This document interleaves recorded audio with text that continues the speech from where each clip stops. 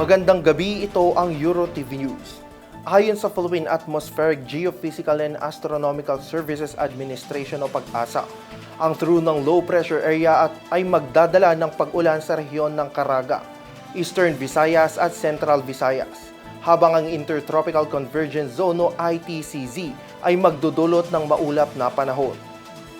Sa kanilang weather bulletin nito ng alas 4 ng umaga, sinabi ng ahensya na ang northeasterly surface wind flow ay nakakaapekto sa extreme northern Luzon ay magdudulot ng isolated light rain sa Batanes at Cagayan, habang ibang bahagi ng bansa ay makakaranas ng fair weather kung saan maaraw hanggang tanghali at makakaranas ng isolated rain caused by localized thunderstorms sa hapon o gabi.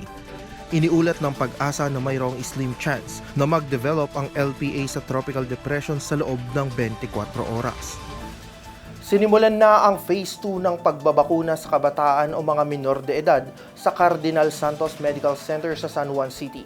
Para sa detalye ng balita ay hahatid ni Vanessa Cleofas. Inumpisahan na ang Phase 2 ng pagresbakuna sa pediatric A3 population o mga menor de edad, 12 hanggang 17 taong gulang na may comorbidity sa Cardinal Santos Medical Center sa San Juan City.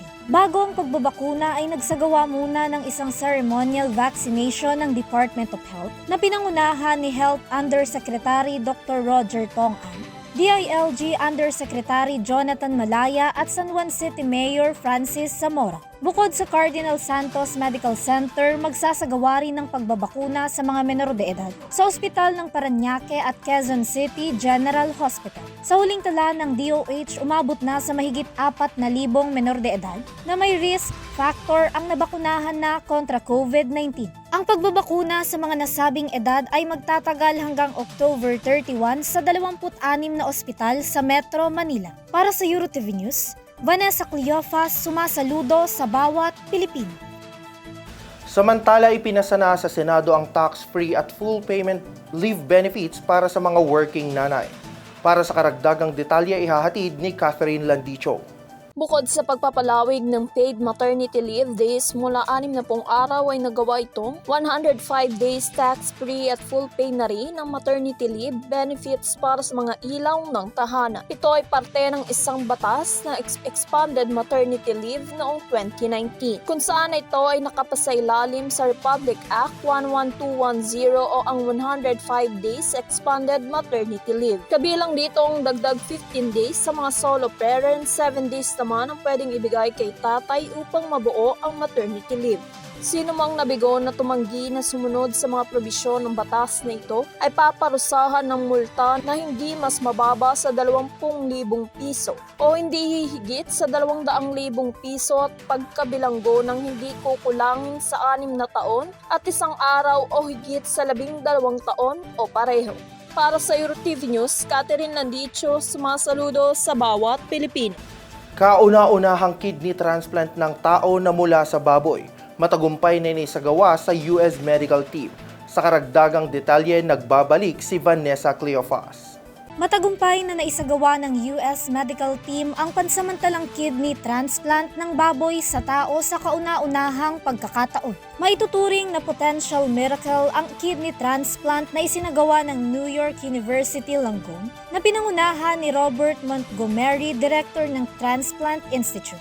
Ayon sa NYU, isinagawa ito sa isang brain-dead person na umaasa na lamang sa artificial life support ventilator. Ang kidney ng baboy na ginamit sa operasyon ay dumaan sa genetic modification na gagamitin sa donor. Nilagay ito sa labas ng kanyang katawan na nakakonekta sa kanyang blood vessels para maobserbahan ng US surgeon. Samantala, ang operasyon na isinagawa ay pinahintulutan ng pamilya ng pasyente para sa 2 araw na eksperimento. Katulong ni Montgomery ang kanyang mga kasamahan sa university na tumagal ng halos 2 oras. Para sa EuroTV News, Vanessa Cleofas, sumasaludo sa bawat Pilipino.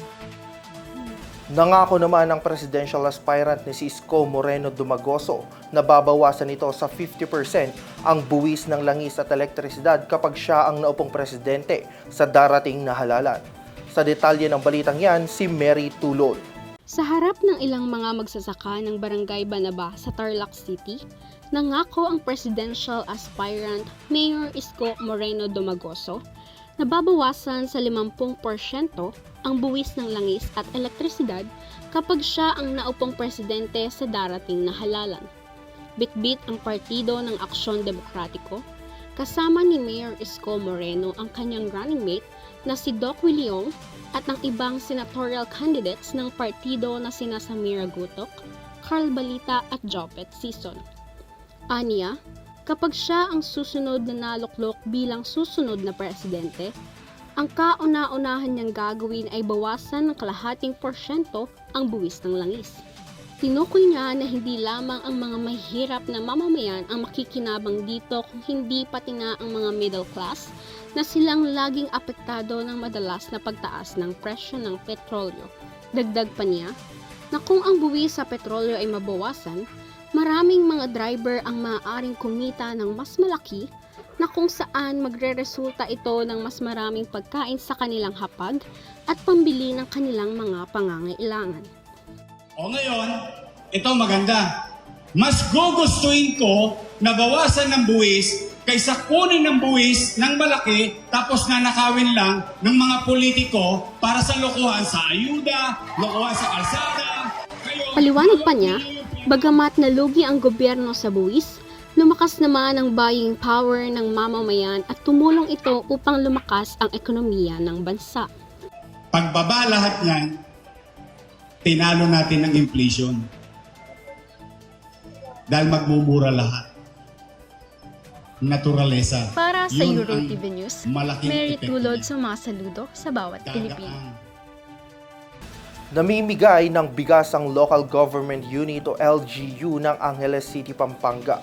Ito ay kapalit ng mga recyclable plastic bilang layunin nitong mabawasan ang mga plastic usage sa lungsod. Para sa detalye ng balita, hatid ni Sheila Naraga. Magkakaroon ng proyekto ang lokal na pamahalaan ng Angeles City, Pampanga kung saan mamimigay ng bigas sa mga residente kapalit ng mga basurang gawa sa plastic. Layunin nito na mabawasan ang plastic usage sa lungsod. Target na maglunsad ng LGU sa Angeles City ng programang Walang Plastikan, Bigas Palit Project sa darating na January 2022. Kung saan ang bawat recyclable plastic na may ipon ng mga residente ay mapapalitan ng bigas. Sa panayam kay Mayor Carmelo Lazatin Jr. nitong Miyerkules, nilalayon ng isasagawang proyekto na maturuan ng mga tao ng proper segregating pagdating sa mga basura. Inaasahan ng lungsod na magbibigay ng partisipasyon ang bawat residente dahil sa nasabing kapalit.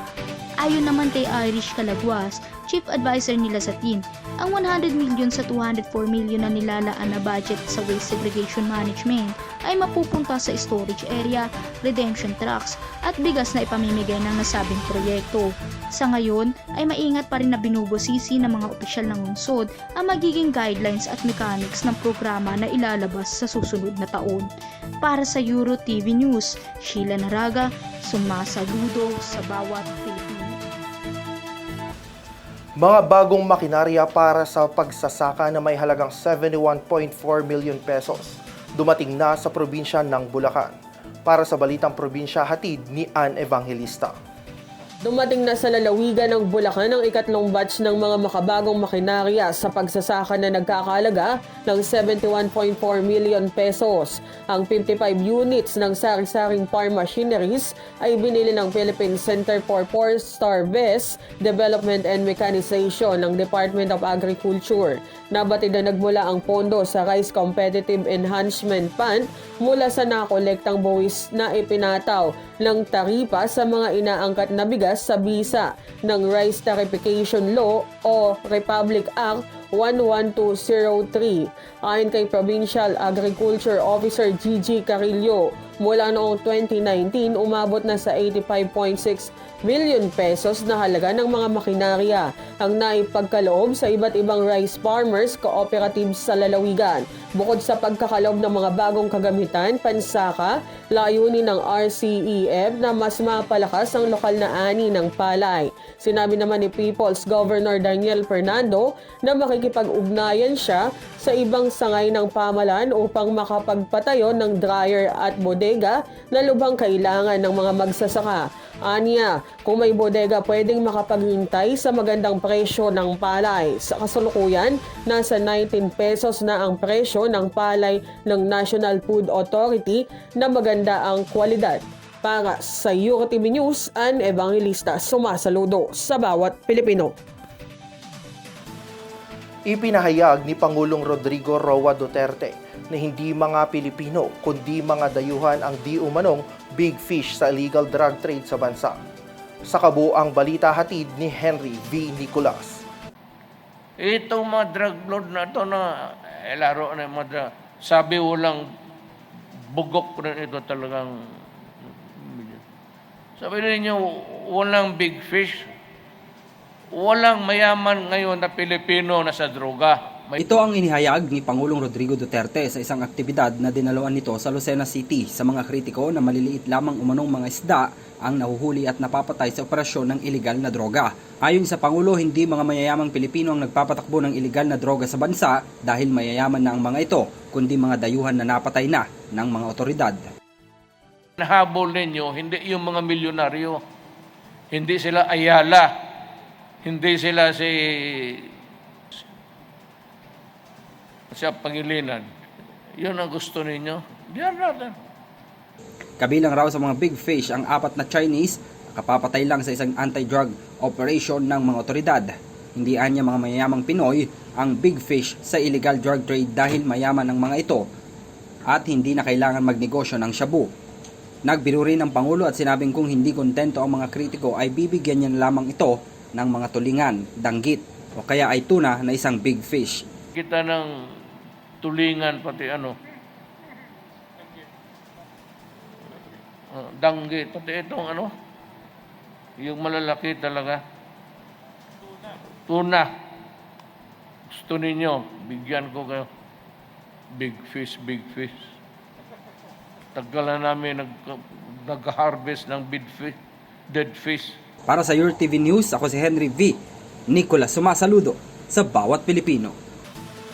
Para sa police report, arestado ang isang negosyante sa ikinasang buy-bust operation ng Philippine Drug Enforcement Agency o PDEA sa Bacoor City, Cavite. Para sa detalye ng balita, nagbabalik si Ann Evangelista. Arestado ang isang negosyante at dalawa niyang kasama sa ikinasang buy-bust operation ng mga ahente ng Philippine Drug Enforcement Agency or PDEA sa Bacoor City, Cavite. Kinilala ni PDEA NCR Director Christian Prebaldo ang tatlo na sina Marvin Espiritu alias Baron, 30 years old, John Paul Reyes, 26 years old at Christine Albaran, 25 years old. Nakumpiska nila sa tatlo ang kalahating kilo ng shabu na nagkakahalaga ng 3.4 million pesos at isang Toyota Avanza. Nakatakdang sampahan ng kasong paglabag sa Comprehensive Dangerous Drugs Act of 2002 ang mga naarestong sospek. Para sa UroTV News, Ann Evangelista, sumasaludo sa bawat Pilipino. Nagpahayag ng kanyang saloobin ng aktres na si AJ Raval kaugnay ng isyong na kinakaharap nito sa hiwalayang Aljur at Kylie. At aktres na si Sunshine Cruz nakatanggap ng mainit na pagsalubong sa kanya ng GMA Network. Makibalita tayo sa latest showbiz happenings hatid ni Louie Isidro. Sa isang TikTok video, nagpahayag ng kanyang saloobin ang aktres na si AJ Raval kaugnay ng mga isyong kinakaharap nito sa hiwalayang Kylie at Aljur. Humani ito ng maraming batikos mula sa mga nakapanood nito. Ibinahagi kasi ni AJ sa kanyang social media ang pahayag ni Aljur sa Facebook na si Kylie umano ang unang nagloko. Dinedepensa ng aktres ang kanyang sarili at nanindigang wala siyang kinalaman sa nasabing issue. Maliraw ang ibinibintang sa kanyang pagiging kabit at homewrecker. Kamakailan lamang ay naging usap-usapan sa social media ang viral video kung saan makikita sila ni Aljur na magkasama sa isang grocery store. Aniya, nasasaktan siya sapagkat nadadamay na pati ang kanyang pamilya kaya't di na rin doon napigilan ang magsalita. Humihingi siya ng tawad sa lahat ng naapektuhan at nagalit, pati na rin kay Kylie na siyang pinatutungkulan sa nasabing Facebook post. Nadala lamang daw siya ng emosyon kaya niya ito nagawa. It's not my intention to hurt anybody. I was just trying to protect myself. Nga lang, mali yung way ko. Dagdag pa ng aktres, lubhanang naaapektuhan ng kanyang mental health kaya pansamantala muna itong mamamaalam sa social media na maaaring abutin ng 1 taon. Para sa URTV Showbiz Balita, ako si Luis Isidro. Para sa mga karagdagang balita, bisitahin ang URTV News on Facebook and YouTube. Ako si Zay Soriano, sumasaludo sa bawat Pilipino.